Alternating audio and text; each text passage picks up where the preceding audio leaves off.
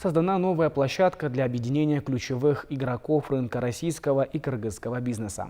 Сегодня состоялся первый российско-кыргызский бизнес-форум. Собрались учредители и топ-менеджеры более 200 ведущих предприятий двух стран.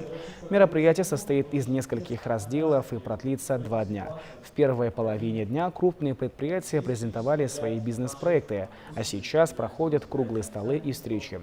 Ключевые направления работы – сельское хозяйство, машиностроение, легкая промышленность и туризм. И в первый же день подписаны 2 документа – соглашение о сотрудничестве между компанией «Русская кожа» и «Империал Групп Компани», а также кредитное соглашение между Росэксимбанком и Российско-Кыргызским фондом развития. Мы хотели провести этот форум с целью предоставить площадку для кыргызских и российских бизнесменов для установления сотрудничества, партнерства. Кроме того, мы хотели бы привлечь российские компании для реализации проектов здесь, в Кыргызстане, привлечения инвестиций с их стороны. И мы надеемся, что по итогам форума такого рода проекты появятся, и мы привлечем российских партнеров к нам в страну.